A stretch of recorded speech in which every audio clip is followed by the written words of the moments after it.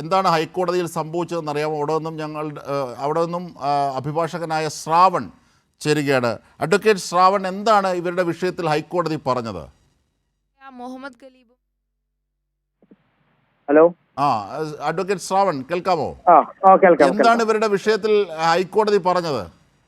ഒരു പോലീസ് പ്രൊട്ടക്ഷന് വേണ്ടിയാണ് നമ്മൾ കേരള ഹൈക്കോടതിയെ സമീപിച്ചതും ഹൈക്കോടതി പറഞ്ഞത് അവർക്ക് പോലീസ് സംരക്ഷണം നൽകണമെന്നും അതുപോലെ തന്നെ ഇവരിട്ട എഫ്ഐആറിന്റെ പുറത്ത്, ഈ കാലിബിനെതിരെ ഇട്ട എഫ്ഐആറിന്റെ പുറത്ത് അവനെ തിരിച്ചു കൊണ്ടുപോകാൻ പാടില്ലെന്നും ഇവർക്ക് സംസ്ഥാന പോലീസ് മേധാവി ഉൾപ്പെടെ പോലീസ് സംരക്ഷണം നൽകണമെന്നുള്ള ഒരു ഉത്തരവിന്ന് ഇന്റർവ്യൂ മോഡലിലൂടെ ജസ്റ്റിസ് CS ഡേ സാറിന്റെ ബെഞ്ച് ഇട്ടിട്ടുണ്ട്.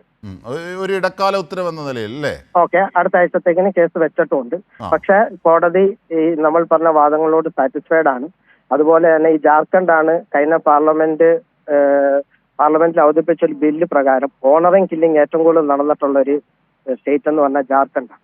അപ്പൊ ആ ജാർഖണ്ഡ് ബിൽ പ്രകാരം അങ്ങനെ ഒരു സ്ഥലത്ത് ഇങ്ങനെ നിലനിൽക്കുമ്പോൾ ഇവര് തിരിച്ചു കൊണ്ടുപോകാൻ പറ്റില്ല എന്ന് തന്നെ കൃത്യമായി നമ്മൾ കോടതിയെ ബോധ്യപ്പെടുത്തി. അതുപോലെ തന്നെ ഈ ഇദ്ദേഹത്തിനെതിരെ മിസ്സിംഗ് കേസും അല്ലെങ്കിൽ കിഡ്നാപ്പിംഗ് പോലുള്ള കേസ് നിലനിൽക്കില്ലെന്നും അത് ഇവർ എഫ്ഐആർ ഫാൾസ് ആയിട്ട് ലോഡ്ജ് ചെയ്തതാണെന്നും കോടതിക്ക് ബോധ്യപ്പെട്ടു. കോടതിക്ക് സാറ്റിസ്ഫൈഡ് ആണ്. കോടതി പറഞ്ഞു അവർക്ക് കേരളത്തിൽ തുടരാമെന്നും അതിനുള്ള എല്ലാ സംരക്ഷണവും സംസ്ഥാന പോലീസും മറ്റു കാര്യങ്ങളും കൊടുക്കണമെന്ന് പറഞ്ഞ ഒരു ഇടക്കാല ഉത്തരവാണ് ഇട്ടേക്കുന്നത്. അതുപോലെ തന്നെ ഒരു നോൺ റെസിഡന്റ് ആയിട്ടുള്ള ആളുകൾക്ക്, അവർ ജാർഖണ്ഡ് സ്വദേശികളാണ്, കേരളത്തിൽ 30 ദിവസം താമസിച്ചു കഴിഞ്ഞാൽ അവർക്ക് എലിജിബിൾ ആണ്, അവർക്ക് സ്പെഷ്യൽ മാരേജ് ആക്ട് പ്രകാരം കല്യാണം കഴിക്കാൻ.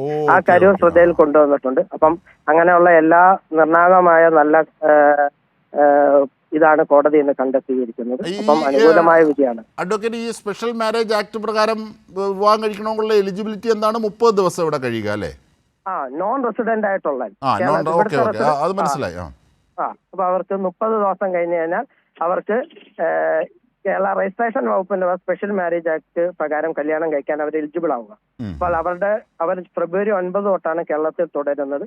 അപ്പോൾ നെക്സ്റ്റ് മന്ത് 9th അല്ലെങ്കിൽ 11th തൊട്ട് കാരണം അവർക്ക് സ്പെഷ്യൽ മാരേജ് ആക്ട് പ്രകാരം കല്യാണം കഴിക്കാനുള്ള എല്ലാ അവകാശങ്ങളും ഉണ്ട്.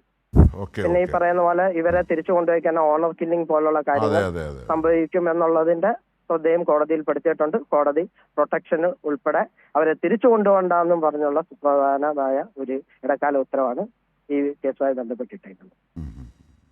Okay, thank you advocate Shravan.